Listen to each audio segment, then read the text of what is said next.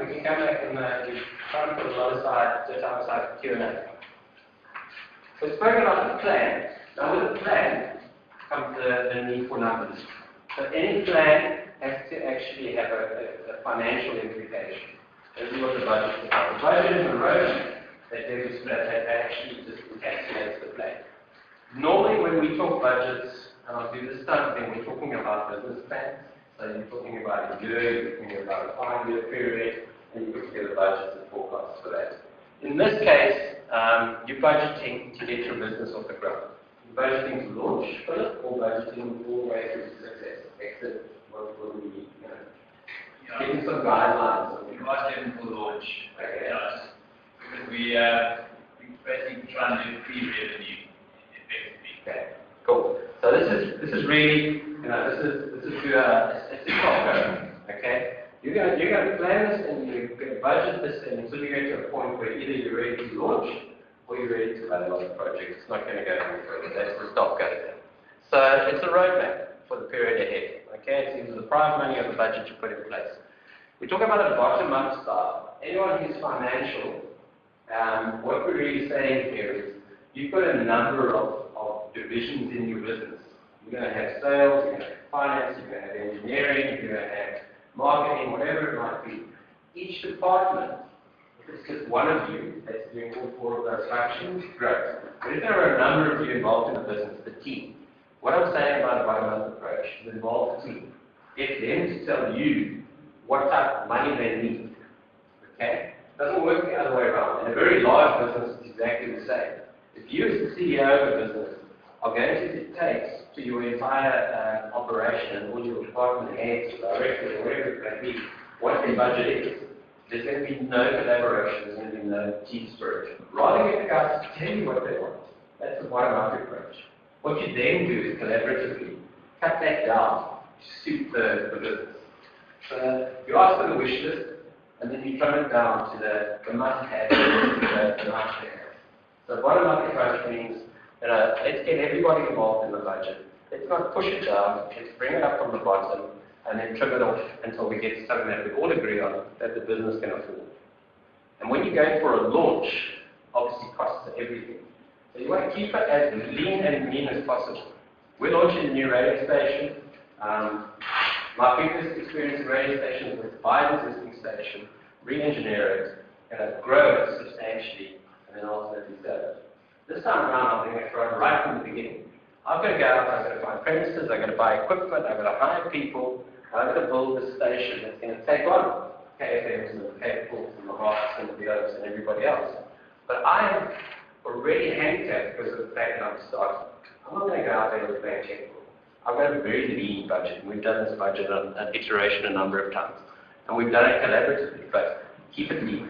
So let's not be excessive, because any investor putting money in is going to be sure that there's no fat in that budget, that they're not paying excess salaries of people, for luxury living.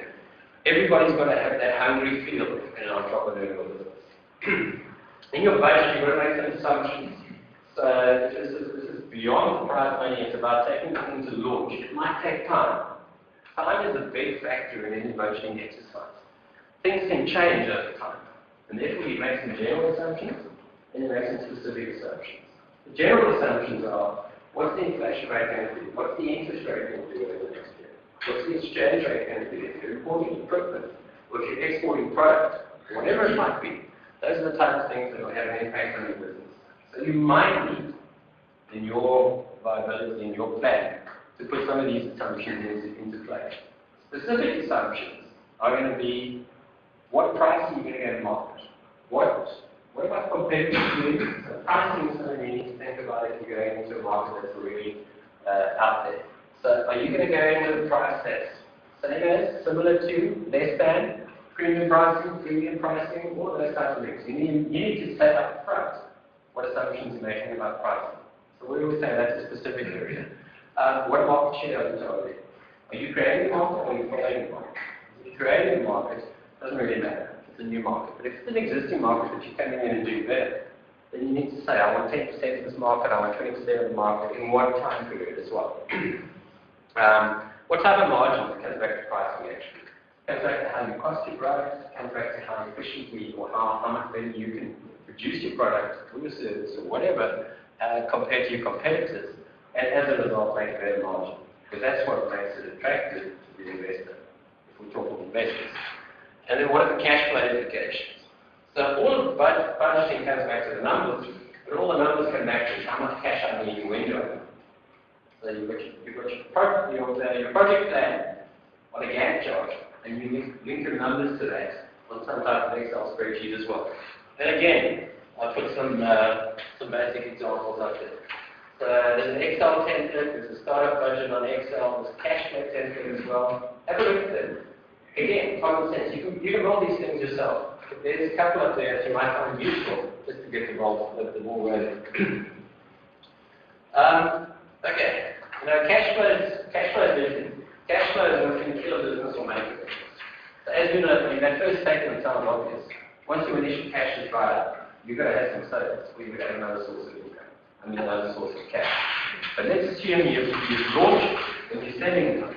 Make sure you're selling at a profit, otherwise you're just going to burn some more cash that you don't have. It flows from the budgeting process. The only difference from a budgeted income statement, if I can call it that, that's your profit and loss. The only difference with the cash flow is that sometimes you might buy and sell on credit. So we have something called time credits. And it's the biggest thing that cripples small business, having to sell on credit to bigger firms. So you've got to sell on 30 days, 60 days, or 90 days, whatever.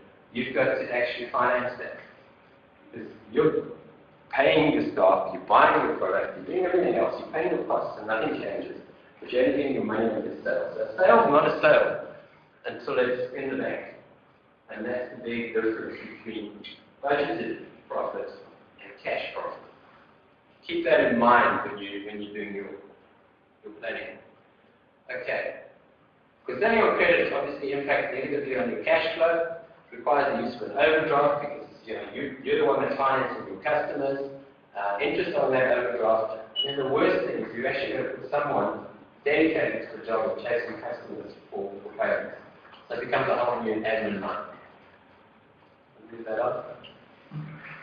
Okay, budgeting cash flow, I'm working through it, but we'll come back to it just now. Sources of funding. So yeah, you're going to get 10,000 from this competition. 10,000 is not going to start a business. I don't know what type of ideas you've got. You'll know what you need to start this business. Hopefully when you go through the process and you run the numbers, instead of on the back of the cigarette box, you're going to do this properly. And you can say, I need 500,000, I need 1 million, I need 10 million, I need 100 million. Where are you going to get it? So the first source of funding is your own money, and there's triple F, which is basically friends, fools, and family. So that's what most people, most entrepreneurs out there at some stage have burnt up their own money, have maxed their credit cards up, they've taken the bond and maxed the house up. Then they turn to their family, then they turn to their banks.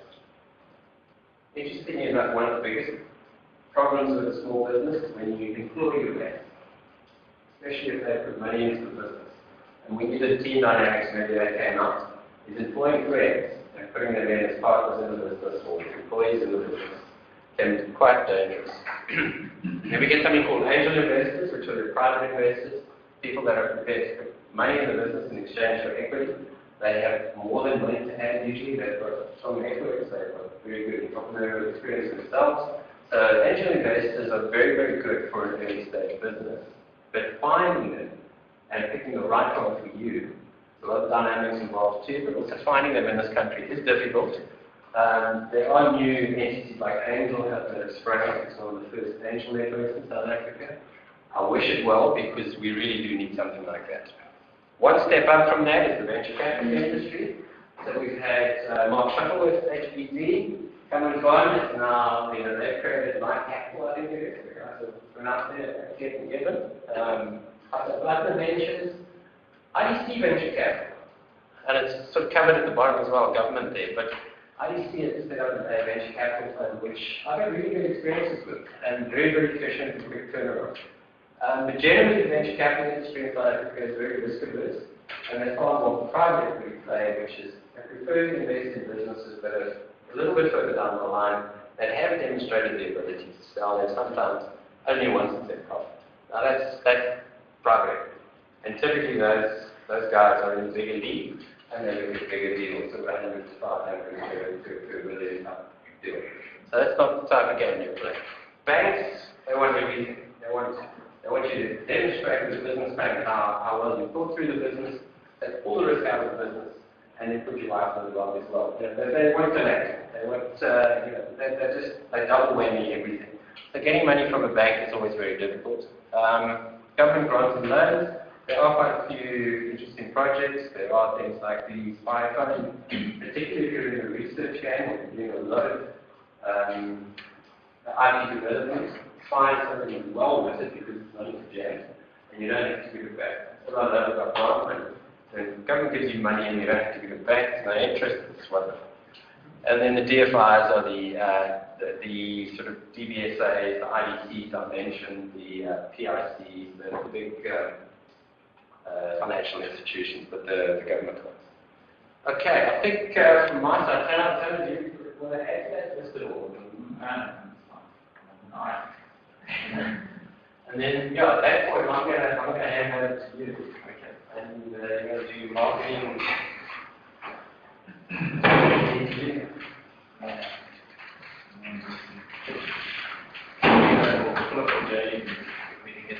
Yeah, so I'm not going anywhere, so questions and answers coming up. Like a question about Yeah. About the sense that Africa we are in Ja, dat kan ook. Suid-Afrika, as jy sê, omtrent 150 lande in die wêreld right vir die ease of starting a new enterprise. Ja, baie information. Ons sit maar in die middel. Dit is sonder things that. Ek meen dit is 'n aspirant obstacle net bloot omdat ons in Suid-Afrika enigiets die wil probeer. So, you feel the eyeball. My first reaction to that is it's a statistic. It's true. But if you want to play the statistic and if you want to run with the rest of the herd, then that's an obstacle. But if you really believe in yourself, you can find a way. So the true entrepreneurs, we've got some fantastic success stories. We've got, I mentioned Ticketell, we've got Nimbula recently. People are going to get out of this. Yes, there is a huge amount of red tape from starting a business, setting up a company, registering for tax, raising finance, all of those things. It is a massive problem, but you've got to put that to one side, just accept that's the first obstacle in your path. But if you really, really, truly believe in yourself and you can convince others, you'll get through it. But we're fairly low at that, what's that, Global Entrepreneurship Monitor, Jim? I think we're sort of about 80% of the country is entrepreneurial, which is about the rest of the world is about 14% on average across the nation. So they're also big up. Yeah, can I ask one more question? Yeah. How do you deal with unknowns in your budget? With what? With unknowns in there's lots of expenditures, and I'm sitting here, I'm trying to figure it out, and it's like basically fun stuff. From an investor point of view, I'd like you to eliminate all the unknowns, as many as possible. So think through all the eventualities and try and cover them. Get to a point where there shouldn't be any unknowns left. But you can put a 10% contingency in your budget. But anything beyond that, then you don't know your field. You need to understand what you're going into so well that you need to anticipate the unknowns, but actually identify them at the same time.